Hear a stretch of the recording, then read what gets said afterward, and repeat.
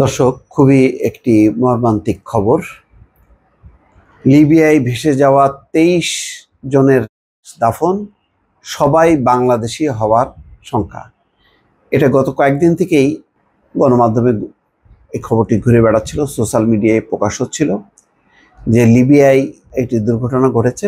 সেখানে প্রথমে 20 জনের নাম ছিল, এখন দেখা যাচ্ছে না 20 জন না 23 জন, এবং তখন বলা হচ্ছিল যে এখানে বাংলাদেশি কেউ না কেউ আছে। আসলে এখন বোঝা যাচ্ছে যে সবাই বাংলাদেশি, অর্থাৎ পুরো নৌকা জুড়ে যারা ছিল নৌকাতে সবাই বাংলাদেশি ছিল, এবং একযোগেই সম্ভবত তারা মারা গেছে।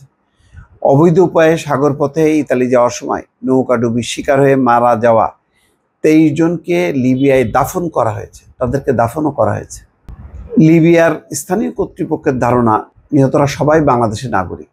তো আমার কথা হলো যে লিবিয়ায় বাংলাদেশের দূতাবাস আছে, তারা তাৎক্ষণিকভাবে সেখানে যে বাংলাদেশিদেরকে শনাক্ত করা এবং তাদের লাশ দেশে ফিরিয়ে আনার এই আয়োজনটা কেন করা হলো না? মানে এতই আমরা হয়ে গেলাম, বেয়ারিশ হয়ে গেলাম যে যেখানে সেখানে মারা যাবো আর সেখানে দাফন হবে। তাহলে সেখানে আমাদের দূতাবাস থেকে লাভ কী হলো? শনিবার লিবিয়ায় বাংলাদেশের রাষ্ট্রদূত major general Abul Hasnat Mohammad Khairul Bashar Facebook লাইভে এসব তথ্য জানান। আবুল হাসনাত এই তথ্য জানাচ্ছেন। লিবিয়া রেড ক্রিসেন্ট এবং স্থানীয় কর্তৃপক্ষের বরাত দিয়ে খায়রুল বাশার জানান, গত 25শে জানুয়ারি রাতে লিবিয়ার পূর্বাঞ্চলীয় এলাকা থেকে 56 জন অধিবাসী নিয়ে একটি নৌকা সাগর পথে ইতালির উদ্দেশ্যে রওনা হয়েছিল। খুব সম্ভবত সেদিন রাতেই নৌকাটি দুর্ঘটনা কবলিত হয়। গত 28, 29 এবং 30শে জানুয়ারি ওই 3 দিন লিবিয়ার পূর্বাঞ্চলীয় উপকূলে ব্রেগা নামক এলাকায় নিহতদের লাশগুলো ভেসে আসতে দেখা যায়।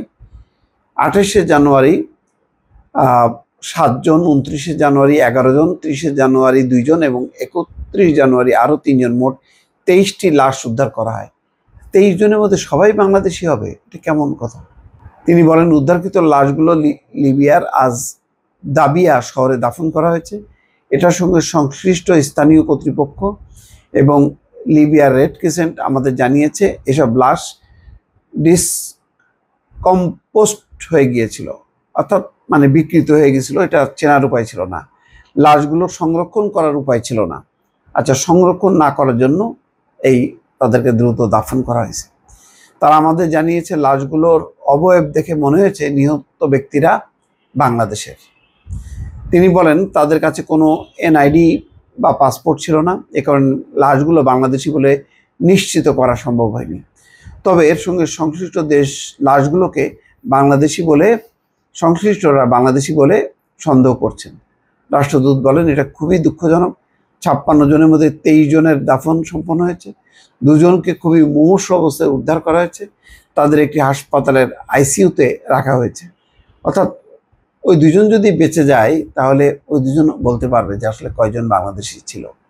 তাদের পরিচয় এখনও নিশ্চিত হওয়া যায়নি। অন্য যে 31 জন নিখোঁজ হয়েছেন তাদেরও খোঁজ এখনও পাওয়া যায়নি। তার মানে সবাই নিখোঁজ হয়ে গেছে। 2 জনকে আইসিইউতে রাখা হয়েছে। এখন দেখা যাক, আসলে এটাই দুর্ভাগ্য। এই সমস্ত মানুষগুলোই এখন বাংলাদেশের কর্মহীন, বেকারত্ব, এইভাবেই বছরকে বছর তারা পাড়ি দিচ্ছে। কেউ ওই পারে পৌঁছায়, কেউ কারোর ভাগ্য খোলে আর কারোর ভাগ্য খোলে না।